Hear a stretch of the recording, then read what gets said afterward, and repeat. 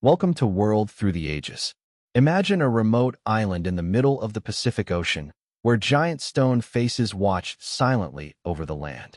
This is Rapa Nui, Easter Island, a place of mystery, ambition, and incredible human achievement. Today, we're diving into its secrets, from the first settlers and the rise of a remarkable civilization to its dramatic collapse and the lessons it left behind. Join us as we uncover the story of a world that has fascinated historians and explorers for centuries. Far out in the vast emptiness of the Pacific Ocean, beyond the sight of any other land, there lies a lonely island. It is small, quiet, and surrounded by endless waves that break upon black volcanic shores. To some, it is a paradise; to others, a monument to human ambition. To the people who once lived here, it was the center of the world. They called it Rapa Nui. We call it Easter Island. Hundreds of stone faces rise from the earth. Silent giants, their features carved with care and precision, watching the land with unblinking eyes. They have stood for centuries, enduring storms, famine, war, and time itself. And yet, they say nothing. Who carved them? Why were they made? And what became of the people who gave them life? The story begins not here, but thousands of miles away, somewhere among the scattered islands of Polynesia. It begins with explorers, sailors, and dreamers who dared to follow the stars. The Polynesians were among the greatest navigators the world has ever known.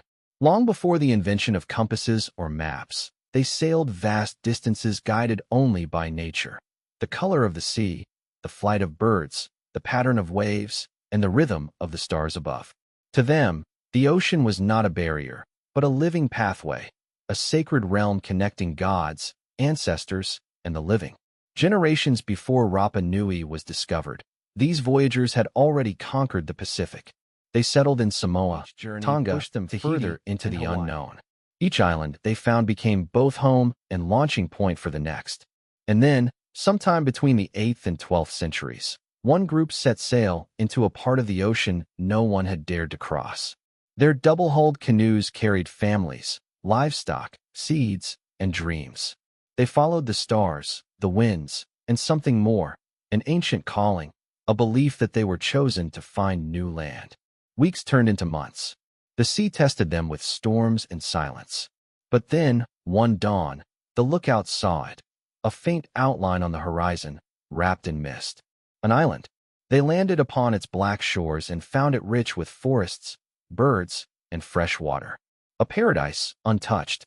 They named it Rapa Nui. To these settlers, the island was a sacred gift. They believed the spirits of their ancestors had guided them here. And with that faith, they began a new chapter of humanity, isolated from the world, but connected by spirit.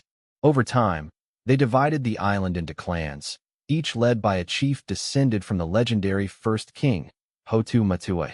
His arrival is remembered in chants and oral histories. The great voyage from a distant homeland, the founding of a new world. Every child of Rapa Nui could trace their lineage back to him. Their lives were bound by family, land, and the invisible power that flowed through all things, mana. Mana was not simply strength or luck, it was the essence of life itself.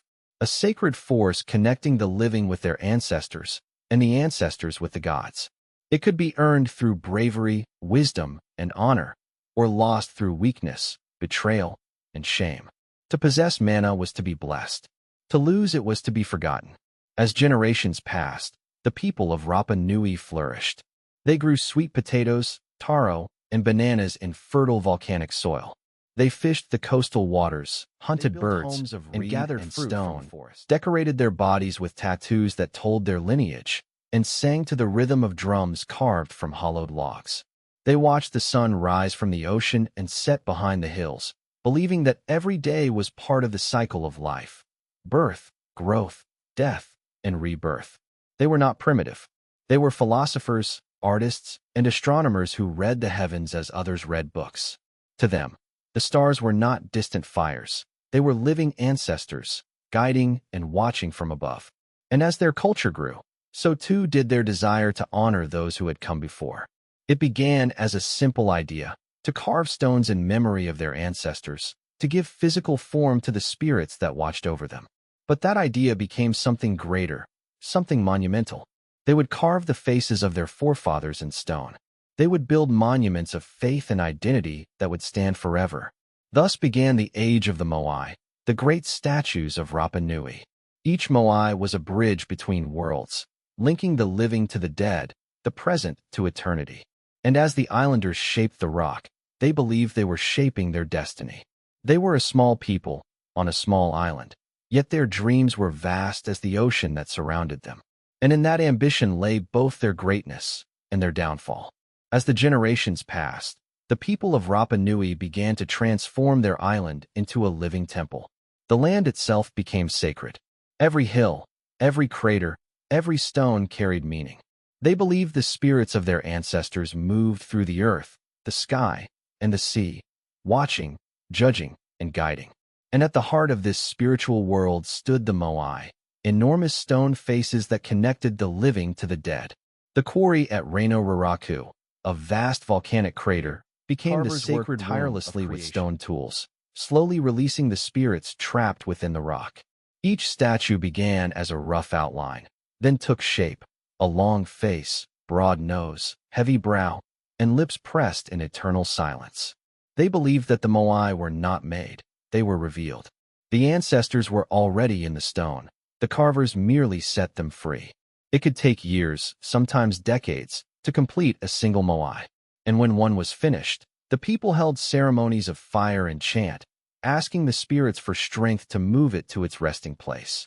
The Ahu, the stone platform near the village. But how did they move them?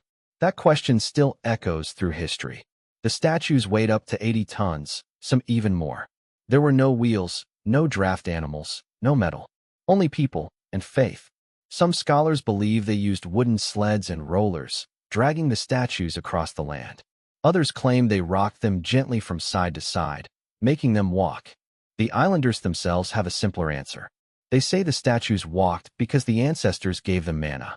This belief wasn't superstition. It was the foundation of their world. Every tree, every drop of water, every living thing contained manna. To destroy it carelessly was to weaken the island. To honor it was to keep the balance. But soon, that balance began to shift. The Moai became more than symbols of faith. They became symbols of power. Each clan competed to build larger, more magnificent statues than their rivals. The size of the Moai reflected the strength and prestige of the chief who commanded it. The bigger the statue, the greater the manna, and the more respect the clan would receive. Rapa Nui, once united by belief, was now divided by ambition. Still, for centuries, the system held. The island thrived under a complex hierarchy. Priests guarded the secrets of the gods, and carvers, the Tangata Moai, were revered as keepers of divine craft.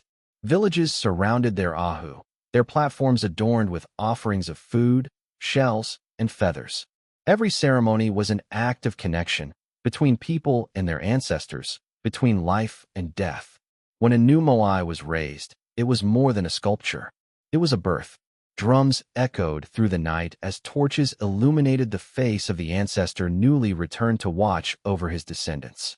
The statue would then receive eyes made of white coral and black obsidian, a sacred moment. Only when the eyes were placed did the Moai come alive. Only then did it see. With each generation, the people built more statues, more platforms, more sacred sites. They covered the island in stone, creating one of the most extraordinary landscapes ever shaped by human hands. From the cliffs of Anakina to the slopes of Reno Kau, the Moai stood like sentinels, guarding the villages and the living. But beneath the grandeur, tension simmered. Resources grew scarce. Wood was needed for the construction and transport of statues, for houses, for cooking, for canoes. And the forests, once dense with giant palms, began to thin. The islanders did not notice at first. Each new generation saw fewer trees, fewer birds, and thought it normal. The change came slowly, almost invisibly, until it could not be reversed. Still, the Moai were built. Even as the land grew poorer, the carvers kept working. Faith, pride, and fear bound the people together and drove them deeper into exhaustion. To stop building would have meant angering the ancestors. To continue meant consuming the island itself. In time, the sea grew harder to fish. Without wood, there were no canoes to venture far. The soil eroded, the crops weakened, and hunger crept into every home. What had once been paradise was becoming the statues were their identity, their proof that the ancestors still watched, still cared. So they prayed harder. They carved faster. They gave all that was left to the gods of their fathers. The historian Jared Diamond once wrote, "What was the person thinking as he cut down the last tree on Easter Island? Perhaps he thought of manna. Perhaps he thought the ancestors would provide, as they always had. Perhaps he didn't think at all." The age of the Moai was both the island's triumph and its undoing, a story of beauty born from faith and destruction born from pride. Soon, the drums would fall silent. The songs would turn to cries of hunger, and the faces of the ancestors would no longer watch over the living, but bear witness to their fall. The sound of hammers faded. The songs of the carvers grew quiet, and the island, once filled with chants and firelight, began to starve. The forests were gone. Without trees, the soil baked under the Pacific sun. The rains washed it away. The crops withered. The birds vanished. And the sea, once full of life, became unreachable because there was no wood left to build canoes. The people of Rapa Nui began to turn inward, searching for someone to blame. The great Moai still watched from the hills, but their silent faces offered no comfort. If the ancestors truly possessed manna, why had they abandoned their children? At first, the people prayed harder. They built smaller statues, performed longer rituals, sacrificed more food. But no amount of faith could bring back the trees, or the birds, or the rain. Hunger eroded belief. Then, slowly, faith turned to fury. Clans began to fight. The great unity of Rapa Nui, the order that had built hundreds of Moai, shattered into chaos. Villages raided one another for food. Families turned against neighbors. The Tangata Manu, the Birdman warriors, emerged, painted in red and black, the island armed with obsidian. The sky glowed with fire as the cries of battle echoed across the cliffs. The Moai, once sacred, became targets of hatred. One by one, they were pulled down, toppled by ropes, their faces smashed in the dirt. The ancestors had failed to protect their people, and now the people would destroy their ancestors. No one knows how many were killed in those years of darkness. But legends speak of famine, of desperate men who hunted each other for food, of children who grew up surrounded by bones. The island, barely 24 kilometers across, became a world of ruin. By the 17th century, the great age of the Moai was over. The quarries at Reno Raraku lay abandoned, hundreds of statues half-carved, frozen mid-birth. They stand there even now, silent witnesses to a civilization that consumed itself. Yet even in the ashes of collapse, Rapa Nui did not die completely. A new order rose, smaller, harsher, more pragmatic. The old gods had fallen, but people still needed something to believe in. And so, from the ruins of faith, a new religion was born, the cult of the Birdman. Each year, the surviving clans gathered at the edge of Reno Kau, the massive volcanic crater overlooking the sea. Far below, on a small island called Motu Nui, seabirds nested. The first egg of the sacred Manutera bird became the symbol of divine favor. Warriors would compete in a deadly ritual. They climbed down the cliffs, swam through shark-infested waters, and waited for days, hungry, wounded, exposed, for the first egg to appear. Whoever returned with it became the Tangata Manu, the Birdman, the new link between gods and men. For 1 year, his clan ruled the island. Then, the cycle began again. It was a cruel faith, born of survival, but it kept the people alive. Where once they worshipped stone, now they worshipped flesh. The gods had changed, but the hunger for power. Europeans arrived in 1722, led by Dutch explorer Jacob Roggeveen. They found an island scarred and silent. The forests were gone. The Moai lay in ruins. The people were thin, wary, their eyes filled with centuries of loss. Roggeveen wrote that the islanders seemed timid yet proud, fearful yet curious.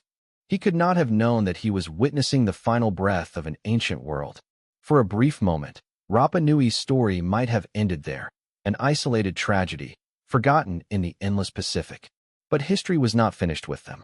The next centuries would bring missionaries, slavers, and diseases from across the sea, forces far more devastating than hunger or war. The people who had once carved gods from stone would soon be fighting not for manna, but for survival itself. And in the shadow of their fallen statues, the island would face its darkest test yet, the arrival of the world beyond their shores. Today, the wind still blows across Rapa Nui. It sweeps over the cliffs, the beaches, the quarries, and the fallen Moai. It carries the memory of a people who lived, thrived, and vanished, but who never truly disappeared. The Moai stand, silent and unwavering. Some lean on the earth, broken yet proud. Others rise from their ahu, restored by the hands of descendants who refuse to let history die. Their eyes, carved from coral and obsidian, seem to see everything: the mistakes of the past, the choices of the present, and the fragile promise of the future. Rapa Nui teaches us that civilizations are fragile, not because of external enemies, or even mystery, but because of choices. Choices to take more than the land can give, to divide when unity is needed, to ignore warning signs until it is too late. But it also teaches resilience, because even in near extinction, the people of Rapa Nui survived. They preserved their songs, their language, and their stories. Of memory they alive against all odds. Modern science has tried to explain their rise and fall. Archaeologists study soil erosion, deforestation, and diet. Anthropologists examine clan structures and rituals. Astronomers chart the alignment of the Moai with the stars. But no chart, no measurement, no theory can capture the essence of what Rapa Nui truly represents. The human desire to connect, to create, to reach beyond ourselves, and the peril that comes when we forget to respect the world around us. Visitors today arrive with cameras and curiosity. They walk along the cliffs of Anaquina, gaze up at the towering Moai, and wonder how such a thing could exist. Some leave offerings of flowers, coins, or shells. Some simply sit in silence, listening to the wind, imagining the chants, the drums, the laughter and tears of people long gone. And in that moment, Rapa Nui speaks. Not in words, not in writing, but in stone and in silence. It tells a story of ambition and humility, of pride and loss, of faith and consequence. It reminds us that the greatest monuments we leave behind are not always physical. They are the lessons etched in memory, the care we give to our world, the lives we touch, and the choices we make.